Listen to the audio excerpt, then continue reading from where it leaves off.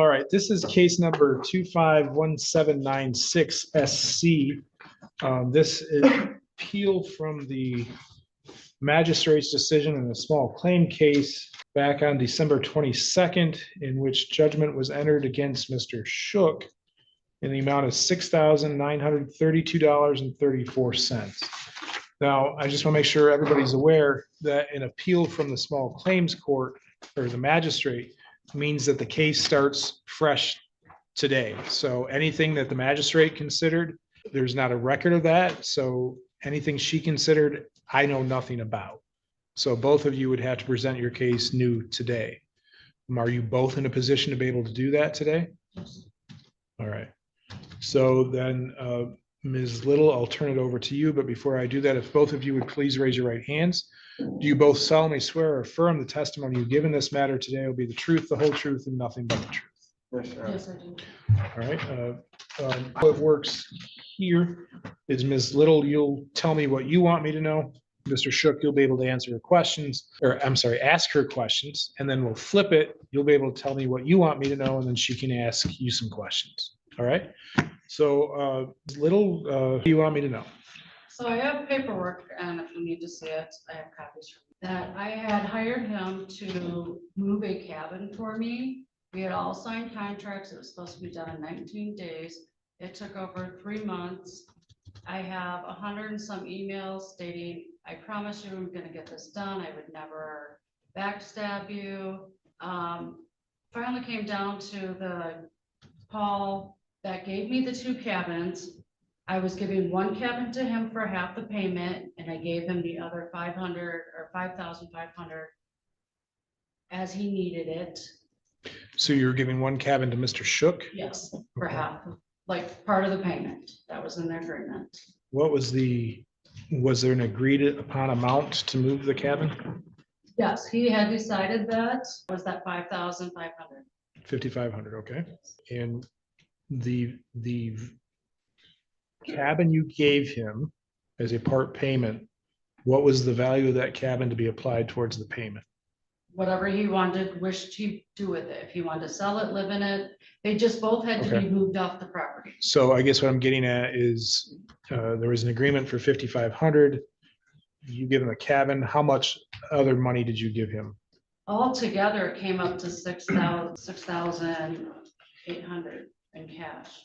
All right. So you give him a cabin. You say, okay, the cabin is worth $5,000, $2,000. Well, in the original, I gave the other judge was, they had put it up for sale for 25,000. Who had put it up for 25,000?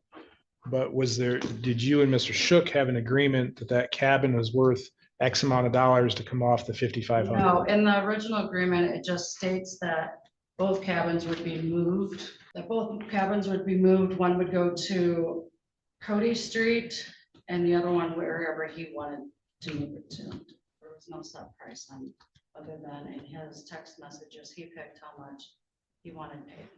So when you say how much he wanted paid, is that where the 5,500 comes Yep, from? that's what he came up with. And that's after giving him one of the cabins. Yes. And the stuff that was in it. All right. And so it was supposed to be done within 19 days and it took over 3 months to do that. Yes. Now, you also said that you gave him total of 6,800. Yes. That includes the 5,500. That's all together. Yes, there was in between $100 here, $100 there. And so what are you suing him for? Our original agreement, he had said that he would move the cabins, and if not, I would get labor and work paid back to me. And on November 3rd, they got demolished. They signed a contract. If it was not moved by then, that they would be demolished. And that agreement that you just referenced, that's the agreement you had with the original cabin owners? Yes. And so what date were they supposed to be moved by? The first original date was September 10th. Then we moved it all the way to November 29th. And this is of 25? Yes. And so the November 29th rolls around, they're not moved, so they're demolished. Well, he just kind of quit talking to me on the 29th, but prior to that, we all signed an agreement that if it wasn't moved, that his buddy that was helping him move the cabins was going to demolish them. So Matt Putman, Robert Shook, me, and Paul all signed that agreement too. And who's Paul? Paul Kenny is the owners of the cabins that were given to me. And Matt Putman is who? It was one of Robert Shook's workers. So I want to make sure I'm tracking here. So the agreement that everybody had was if these cabins aren't moved by, turns out to be November 29th, that, Well, actually, my thing was, he told me November 29th. It actually says on my papers, November 3rd, and on the 4th, all equipment must be removed and demolished will start on November 4th, which it did. okay, can I see that? Getting a little confused, so it's been a long day. Okay. So at some point, the cabins are demolished. Yes, Who does that work? Matt Putman did that work. All right, and that was pursuant to one of these agreements. Yes. All right. And so the judgment that you obtained, the amount of $6,932.34, I realize some of that is court costs and service, but you were claiming damages in the amount of $6,823.74. Yes. So can you break that down for me? I have receipts on everything that I have paid him. These are all the receipts that I have that equals that. Can I see those, Ben? So it looks like there's a receipt from Mr. Shook, receipt number 435305, dated September 22nd. Says received $1,500, that's circled in red, from Becky Kevin Little. Looks like it's signed by Mr. Shook. And then underneath that, written in red, there's $500 with RC, and then the initials That was RS. the payment that I gave him. I gave him the 500, and then he asked for another 1,000, so I just wrote it as one receipt. Oh, so you wrote the receipt. Between my, I'm not sure if that was my husband's or his, but yes, And so the total paid that day was $1,500. yes, And then there's one 9/15. This says 23, 9/15 of 2023. Moving services, $2,000. Robert Shook, and then it's signed. Do you, that was how much I gave him to start out with. In the very first time. and is the 23 in error? Should that have been 25? September 15th of 25? It's the date is dated September 15th, 2023. Oh, yes, 25, I'm sorry, he wrote that, he wrote the receipts. And then there's a receipt number 691705 dated October 14th. It says from Robert Shook, $1,000 toward moving house, 3507 Mitchell Drive. And then it says from Becky Little to Robert Shook. Yes, That's another 1,000. yes, Then on 10/15, there's receipt number 691714 dated 10/15 of 25 for $300 from Becky Little. Says gave Robert Shook moving house. yes, On October 4th, there's receipt number 69171116. It says from Robert Shook, $80 from Becky Little.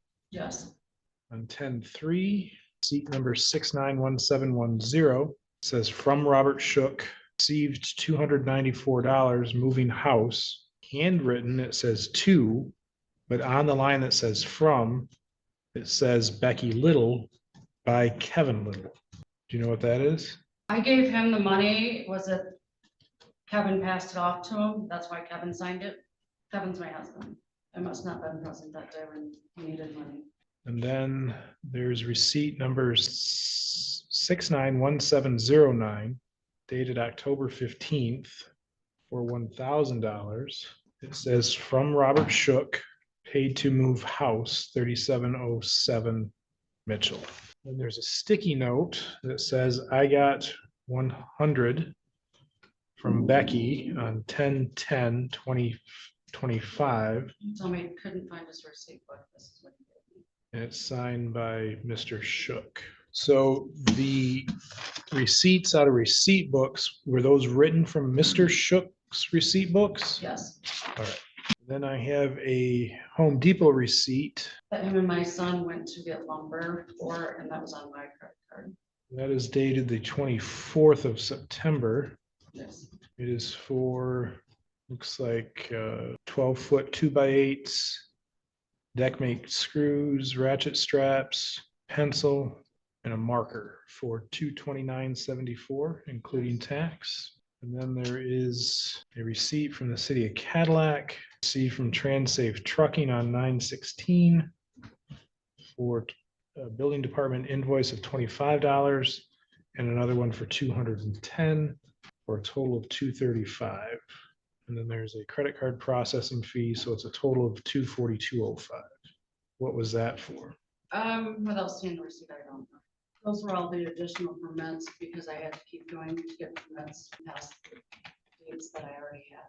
So I come up adding those receipts up with 67.45.79, which has us $77.95 off. There was other things here on my thing where he called on 10/2 for like $20 for gas. There was another one on 10/20, another $25 for gas. He just kept calling, and most of the time I didn't get receipts on those ones. But they were written down on my card. All right, anything else you'd like me to know? Just would like my money back. Just, he was always promised me, and he had every chance to back out of it before the foundation was poured on my property over on Cody Street. And he just kept promising me over and over saying, don't worry about it, I've got it. Was the foundation poured? Yep, I have receipts for some other, I won't ever say his name right. Robertski's did it. How much was that? 7,000. And the foundation still just sits there. And was that, when did you have that foundation poured? 9:30 is when I got the receipt, so I want to go back like prior to that, because he didn't quite give me the receipt on time. So probably on October 20th was when I got. So you paid for it before it got poured? No, but he didn't have a receipt. I had to go back and get that. Well, you said the receipt's dated 9/30, but you just said it was probably poured October 20th. Let me check. Sorry, there's a lot. So when did you first connect with each other and come to an agreement regarding moving the cabins? That's on the paperwork and the text messages. September 12th was our first discussion about it. And is that when the agreement was reached, was September 12th? That's, yes, when he had first, we talked about it on September 13th is when the first messages were, if you read on my paper, starts, it sucks having to figure out over the weekend, but if I had 5,500, not given any money, the cabins could be done. And that was on the 13th. Yep. And then did you respond that day saying, okay, let's go? Or, I mean, how, no, we actually have an agreement here. The next day is when we signed that agreement at the cabins, and we had looked over this agreement, looked over the cabins. And so that was the 14th. Yes. All right. When did you set up the foundation work on Cody Street?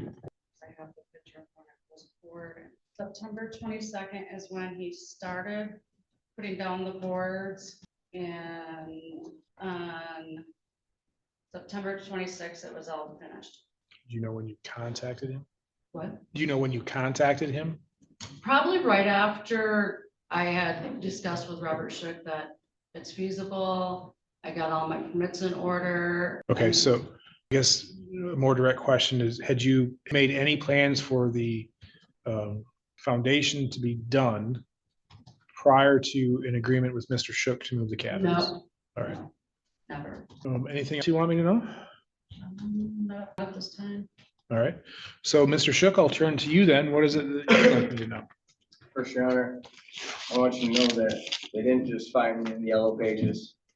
I worked with her husband for over a year doing metal work on roofs. I take down trees, taught me everything I know about roofs. I just started out as more of a friend favor. They came to me. Kevin's brother is a contractor here. I don't pick anybody else. They picked me because I'm cheap. I'm just starting, you know, and know that they asked me to do something That's what I do for friends, you know?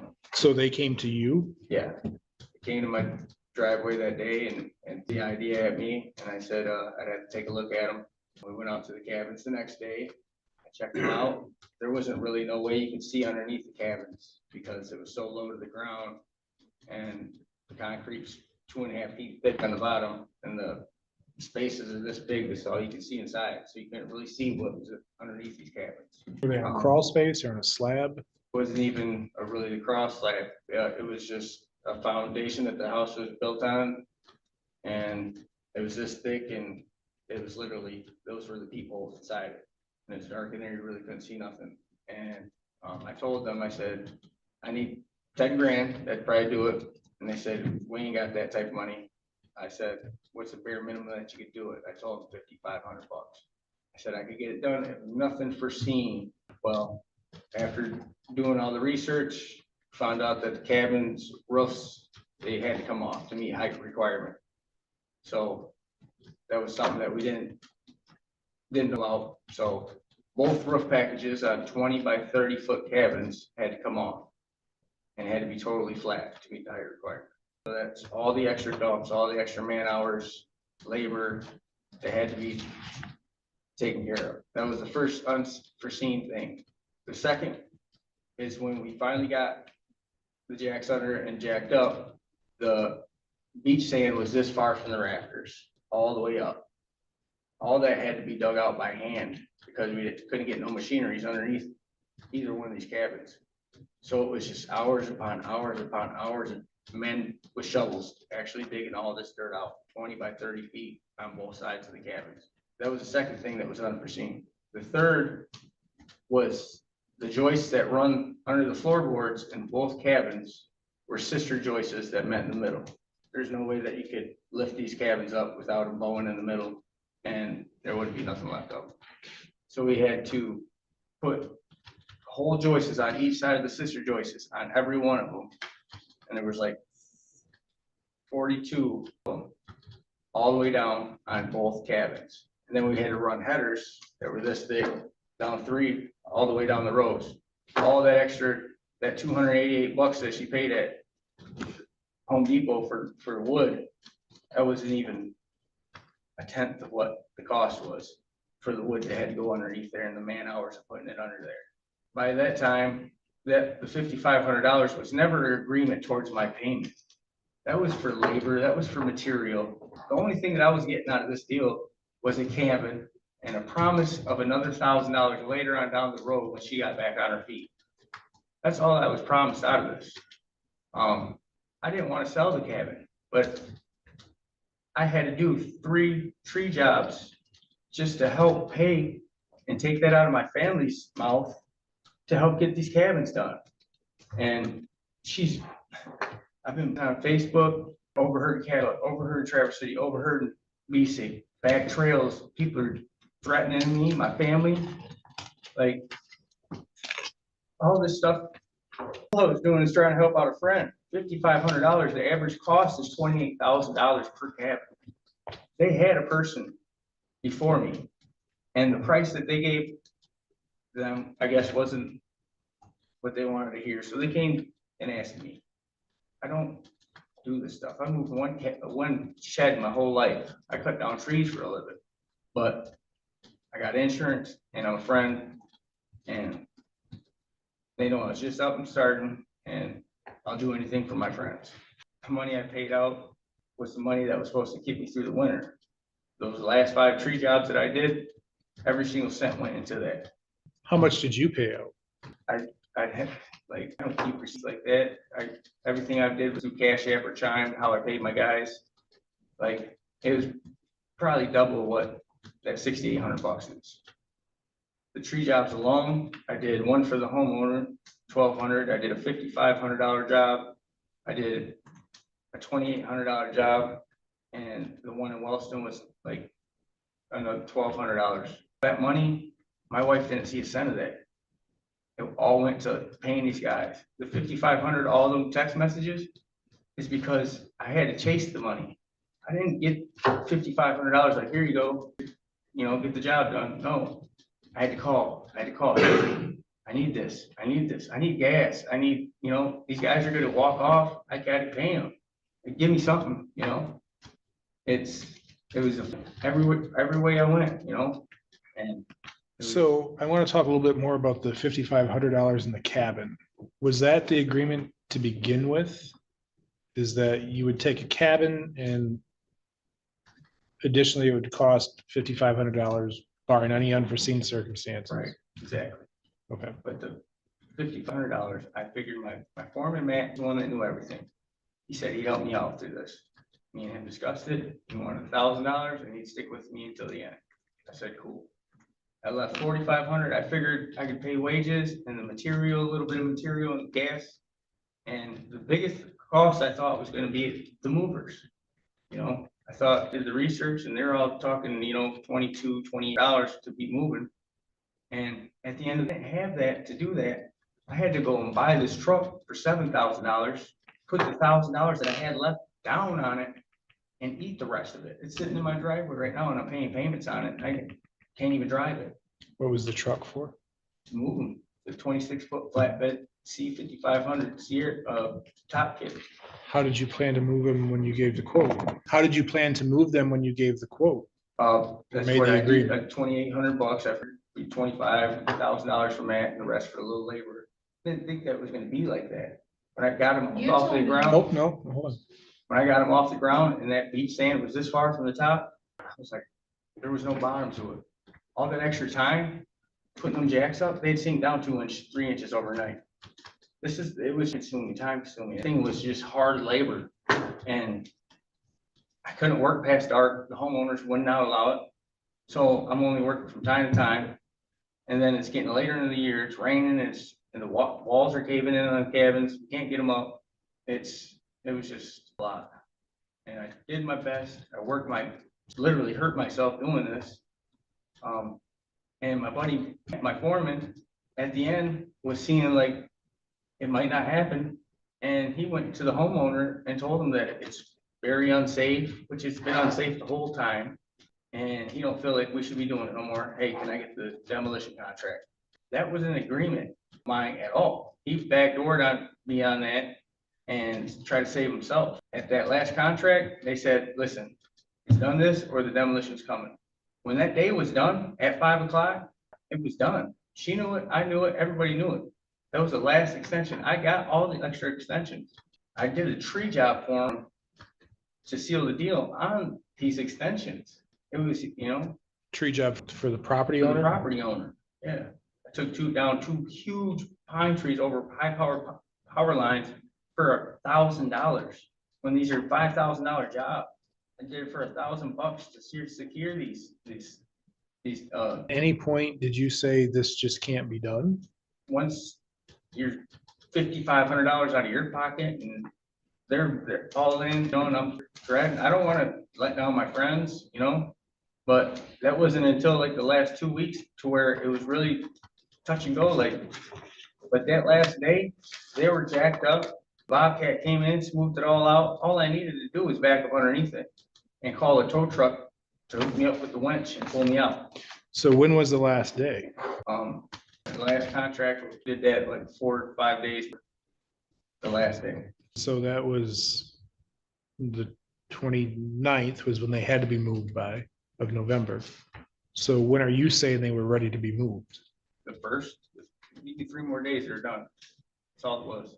He said, absolutely no more deadlines. Don't even ask. That was it. But you said they were all jacked up and just need to be backed under and towed. So at what point were they all jacked up and ready to go? The last day of the deadline, they're good to go. So you're saying November 29th, they were all jacked up and ready to go? So why were they not moved on the 29th? Because it was rain on daylight. It was right there. When we got underneath those, let's see, my foreman, Matt, quit for the 3 days to the deadline. He just didn't show up, so I went and looked for him. He said, I can't be no more help to you. You were paid to do a job. He said, you stick it out to the end. Like, I've been doing tree jobs this whole time to help support this. Like, I don't know your idea, you're my foreman. Like, you've been lead the whole time. You're just gonna quit and leave me the ball. And then when we get under there, he put a 12.5 foot bed on my truck. When we get under there, the headers are 14 feet out. It was like, I needed another day or two to move those headers in because they're 500-pound headers, that run 30 feet up down the cabin. And the only thing I can think of is he's seen that he messed up on the measurement, put it out, and a half on each side. And the truck wasn't gonna touch the headers. So are you saying it was the 3 days before that it was discovered that headers were not correct, or are you saying Day it was? before. Okay, so Yep. talking about Day the before the 20, deadline, yep. so we're talking like the 28th. I needed two more days, move them headers, truck under there and call Peterson's, and it was done. That's all I needed. Well, I guess I'm confused because you said that on the 29th, everything was ready to go, but you were out a day late, which was the last day that they could be moved, but now you're saying you needed a Yeah, couple if I more had- days. If we had 6, 7 more hours of daylight of a day, we could have got the headers moved, one more day, call Peterson's, it'd have been done. So it wasn't ready to go on the 29th. It wasn't that you just ran out of daylight. It Right, wasn't ready to yeah. go. But daylight stops at what, 5 o'clock? No, I get that, 5:30? Yeah. but I mean, No. you said you needed another day or I so. didn't need another day. These receipts that we have up here, do you agree with those amounts? Absolutely. All right. I'm not saying that those ain't right, but they're saying like, that was part of my payment. That's not my payment. That was for this job that, I'm helping out a friend. Like, I just don't understand, like, how they can say, like, I put it in my pocket and I went and splurged and partied or something with it, I see just the contracts again. I don't want the text messages, just the contracts. The contract, it says that she's gonna give me a cabin in the deal, but the first contract says that they're not her cabins to give me until they're off his property. It's like, That's fine. Thank you. So I have some questions. The first agreement between Paul and Marie Kenny and the Littles, and then it looks like it was originally set up to be Trans Safe Trucking Company with Jim Collins as the Yes, it president. was. Is that who Mr. Shook was referring to before? And so that would explain why Trans Safe is crossed out in the Yes. agreement. All right. Because at the time, lives in Grand Rapids, and instead of typing up a new one, he said, cross it out, fax or make copies and give it to my neighbor, and he'd come get it. We took pictures of it as we did it. And It's so all there. in paragraph 1, it says, essentially it's talking about the surrender of cabins 1 and 2, the ownership. And then it says, at a date and time convenient to Little between September 10th and 29th, 2025. September 29th is crossed out and October 10th is written in. That was the first, Let me get my question out. Who did that cross out? I did, we were all on the phone with Paul. And was that before, after, or the signing of this contract? That was after he said I needed some more time. I called Paul, he said you got until the 10th. So I scratched it out. Robert was sitting there, we signed them, Okay. and I sent the copy up to Paul. And so on the bottom, underneath your signature is written October 10th, 2025. That's the date that you signed? Yes, And is that the date Mr. Shook signed as well? yes, on the back piece. No, the back piece is where he had signed stating he was going to, oh, sorry. No, this was just when he was gonna redo my ceilings. Okay. And so had Mr. signed prior to that? Yes, he only signed the original one when it probably have been September 14th. When we all went out to look at the cabins is when the original first got signed by Kevin, me, and Robert. On the top of the agreement, it's written in moving date between October 6th or 7th in Robert Shook's care. Who wrote that? I did. And so when was that written on there? I had to have been the second time we talked to Paul, and he gave us another extension.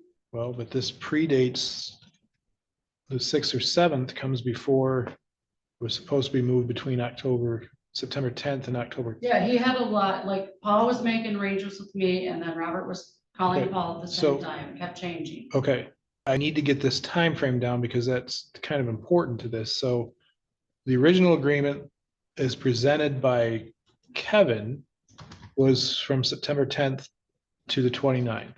Just September, yes. And then you're saying on October, 10th was the extension when Robert took over the contract. so how was he to remove on Because he October? had all those times between September 29th until the 6th or 7th. That was their So first when did Mr. Shook sign this contract? on the 14th, September 14th, How do you know that? because that's the day we all met at the cabin and made the agreement. Okay, so September 14th, everybody met, and that's when this agreement was originally signed. Yes. Oh, it was just me, my son, and Robert. Kevin was not there that day. Had Kevin signed it before that? After. After, all right.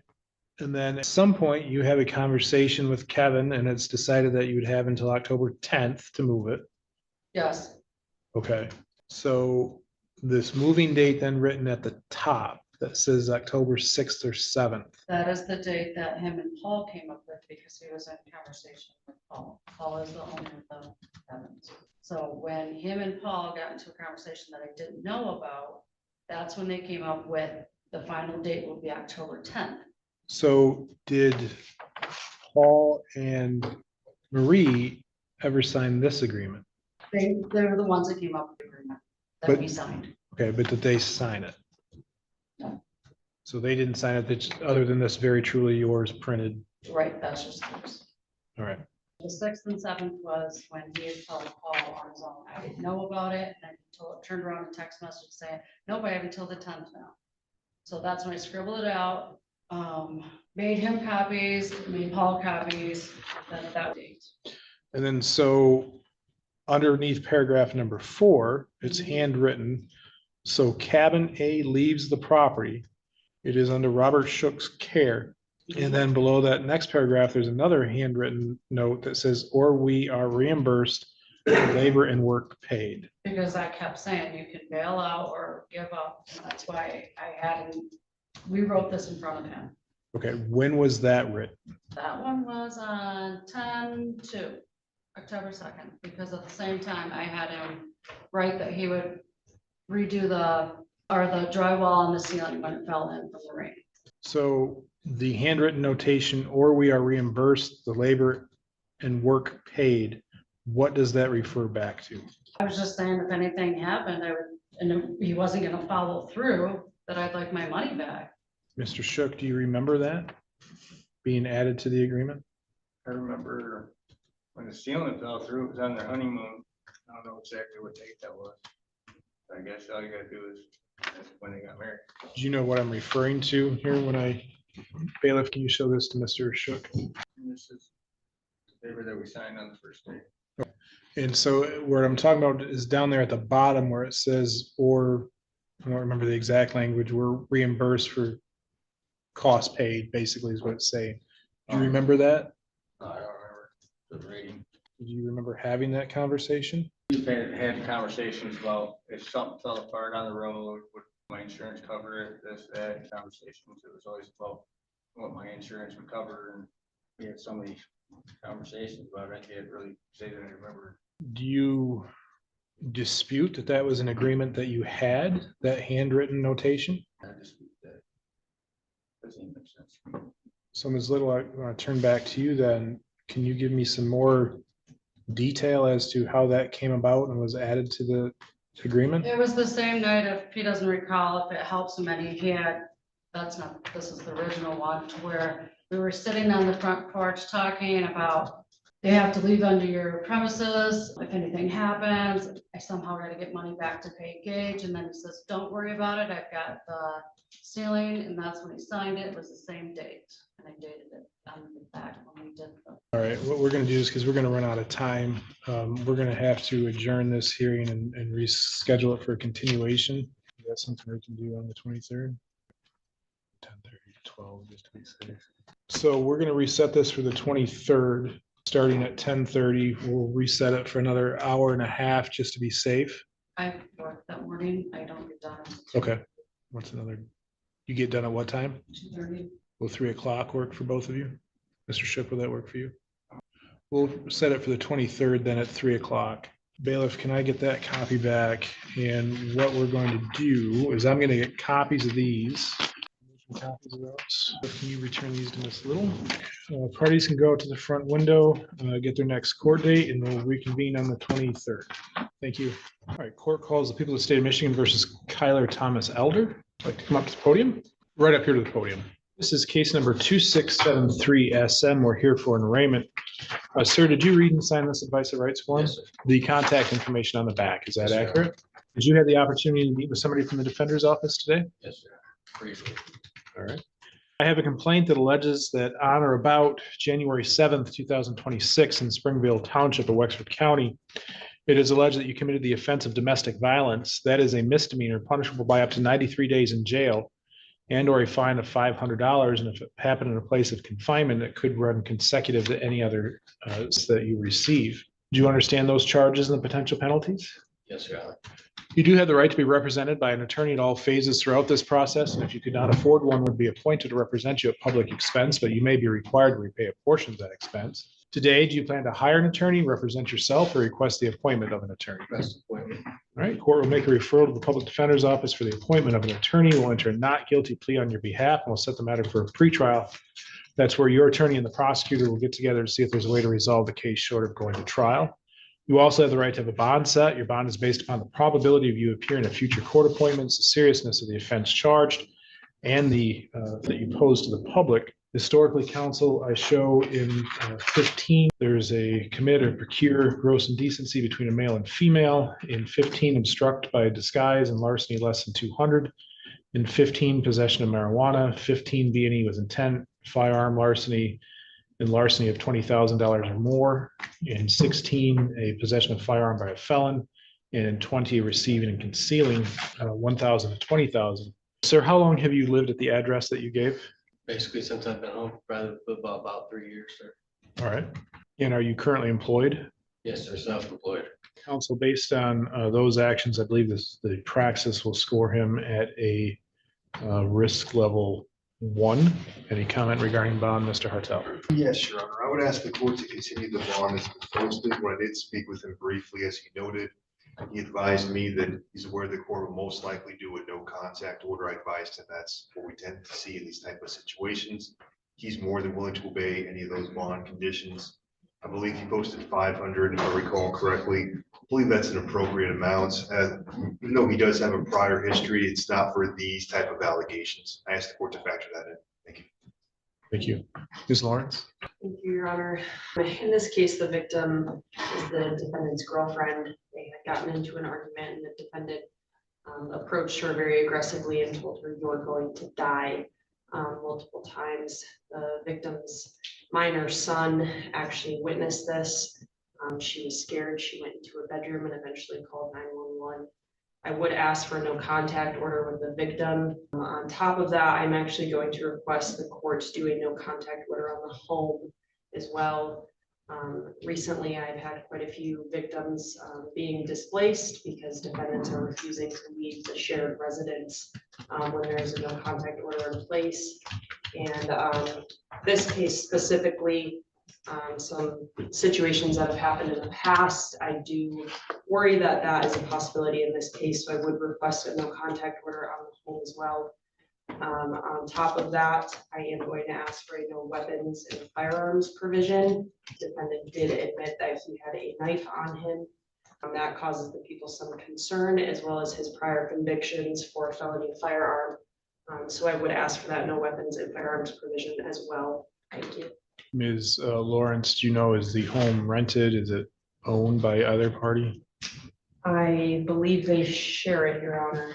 I believe it's owned. The court will continue the bond as previously set. Mr. Elder, you are to appear as ordered, keep your contact information current, not leave the state without permission, and to commit no new crimes. I'm also going to order that you not have any contact with the alleged victim in this case, whose name will appear in the order of pretrial release. You are not to purchase or possess any firearms or weapons, not act in any threatening, intimidating, harassing behavior. And don't believe I can order the no contact if he's actually entitled to the property. So I'm not going to order that provision. However, I am going to do a GPS tether house arrest. Mr. Elder, you can go out to the front window. You check in, get your next court date. You'll have some paperwork to fill out for the defender's office. And then you'll need to go downstairs to community corrections and get signed up for those requirements. Just a reminder that no contact means no contact of any kind, not by phone, text, email, social media, anybody acting on your behalf. The court takes those contact orders very seriously, and if they're violated, you could be arrested without a warrant, brought back to jail, and have your bond revoked. Do you understand that? All right, thank you. Ms. Lawrence, is there anything else? Would that GPS tether with the house arrest be to the shared residence, I'm assuming? It's wherever he's going to establish residence. All right. Thank you. You can go out to the front window. That's it for the arraignments. All right, we're in recess till 2 o'clock.